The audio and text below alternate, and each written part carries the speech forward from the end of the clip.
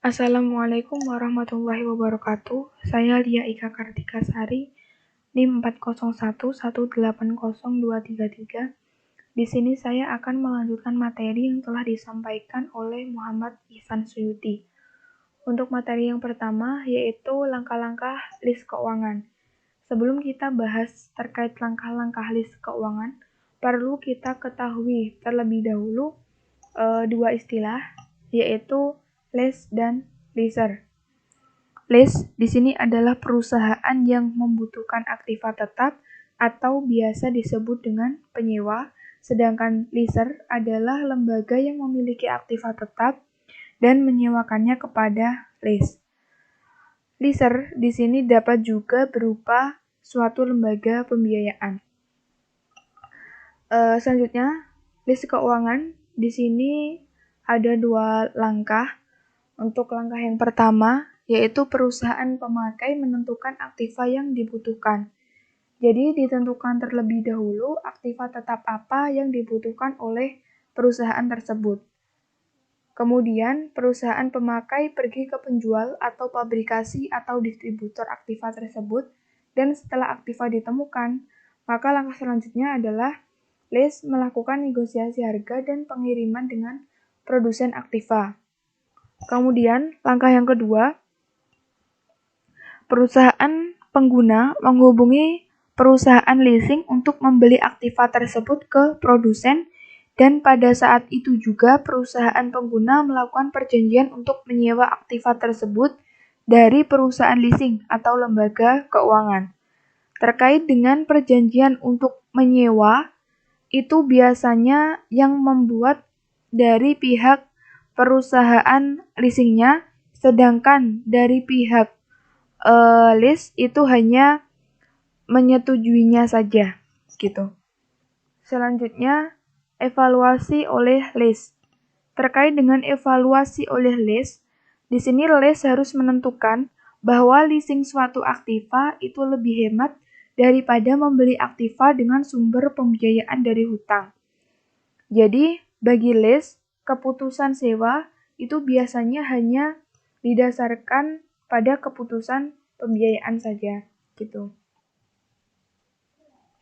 Selanjutnya, analisis net present value. Untuk tabel 1 di sini menunjukkan langkah analisis net present value dari leasing. Bagian 1 di sini biaya pemilikan pinjam dan beli 1 sampai 9. Di sini merupakan analisis jika PT Abadi meminjam uang dan kemudian membeli aktiva tersebut, di mana suku bunga diskonto yang digunakan di sini adalah 6%.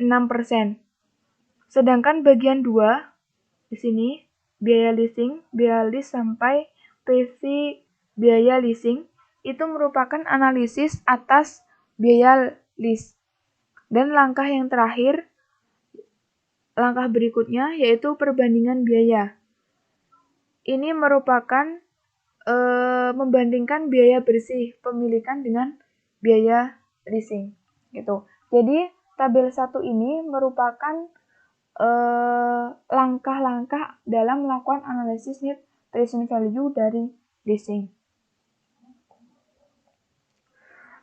Baik, mungkin itu saja yang dapat kami sampaikan. Banyak kurangnya kami mohon maaf.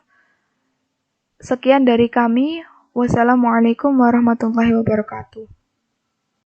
Perkenalkan, nama saya Muhammad Ihsan Suyuti dengan NIM 401180254.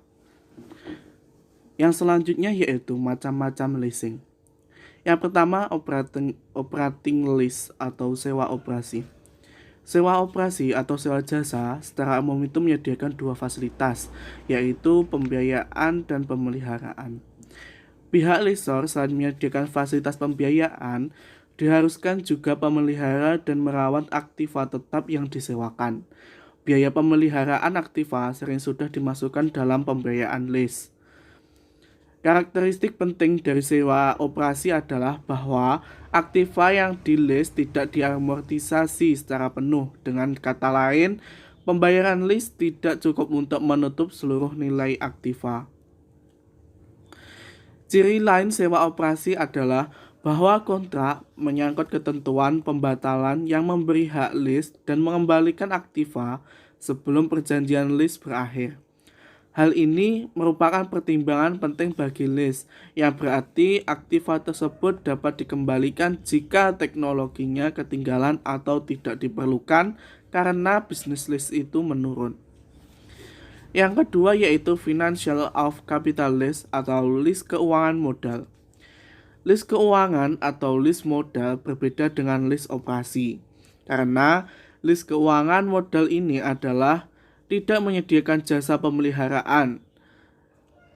Yang kedua tidak dapat dibatalkan. Yang ketiga yaitu diamortisasi secara penuh. Dalam arti, lessor itu menerima pembayaran lease sebesar seluruh nilai aktiva ditambah suatu tingkat hasil investasi. Macam yang ketiga yaitu sell and leaseback. Perusahaan yang memiliki aktiva seperti tanah, bangunan, dan peralatan pabrik menjual aktiva tersebut kepada perusahaan lain dan sekaligus menyewa kembali aktiva tersebut untuk periode tertentu. Manfaat dari sell and leaseback ini adalah bahwa penjualan atau lease menerima pembayaran segera sebagai tambahan dana yang dapat diinvestasikan kepada investasi lain. Macam yang terakhir yaitu lease kombinasi atau combination lease. Pada saat sekarang, banyak lessor menawarkan lease dengan suatu persyaratan yang lebih bervariasi. Oleh karena itu, lease sering merupakan gabungan dari lease operasi dan lease keuangan.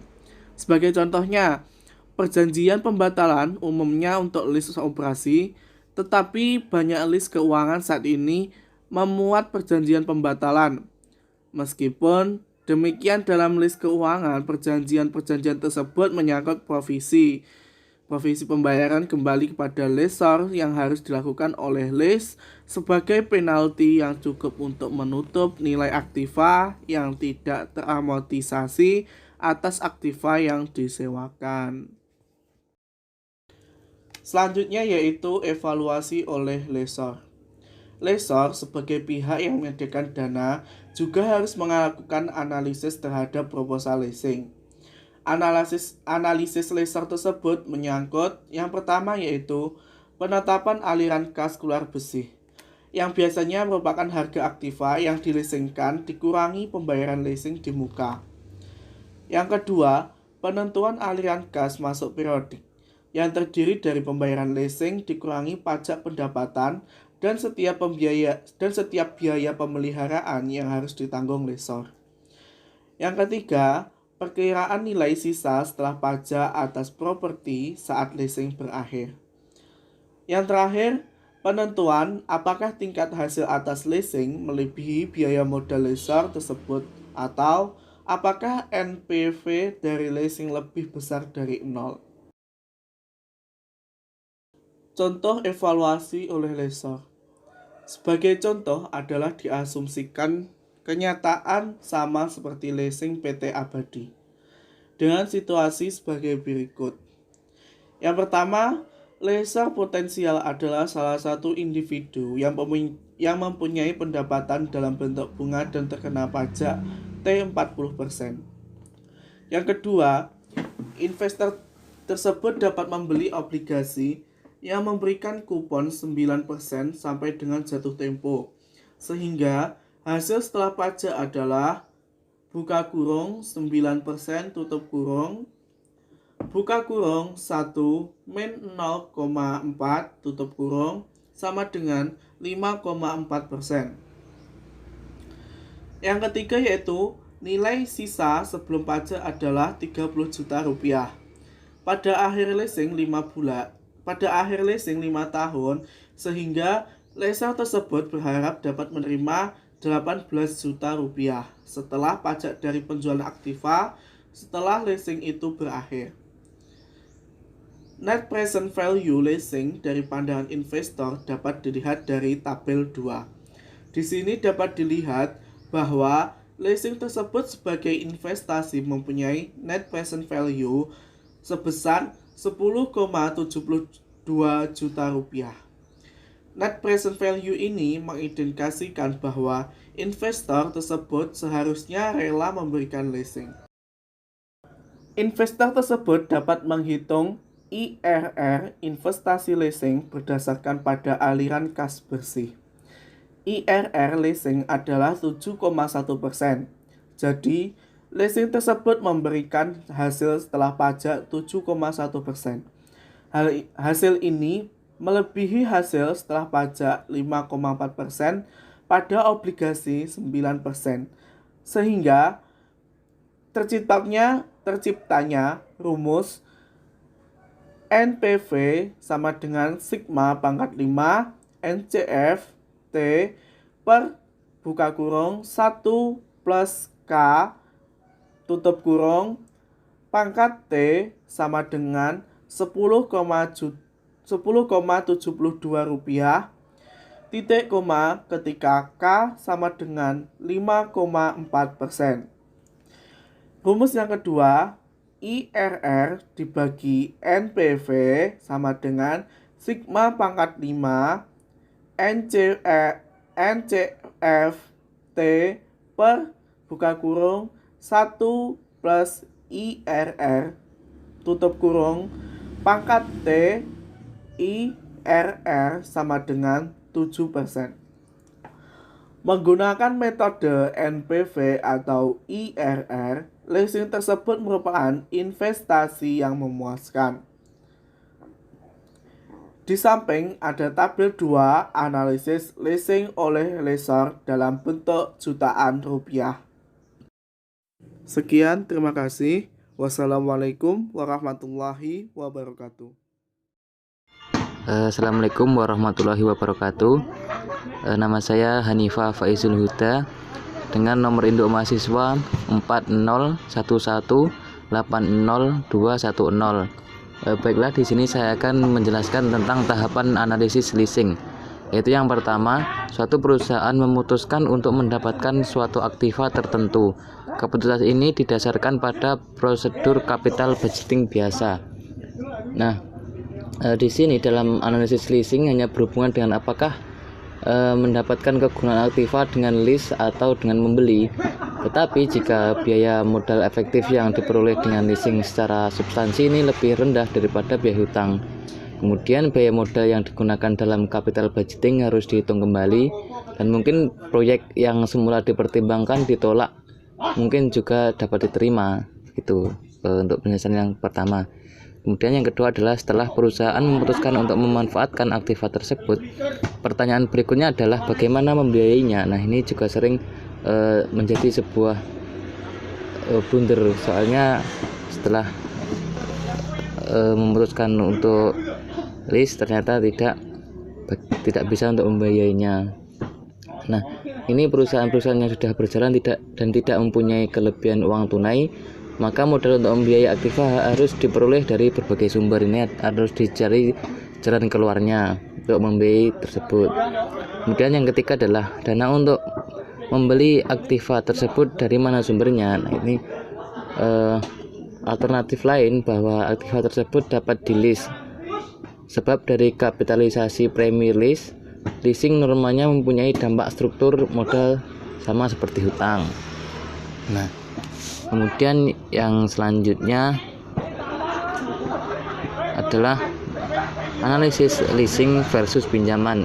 Nah, ini adalah sebuah perbandingan, yaitu yang pertama, estimasi kas berkaitan dengan meminjam dan membeli aktiva tersebut, yaitu aliran kas yang berkaitan pembayaran hutang.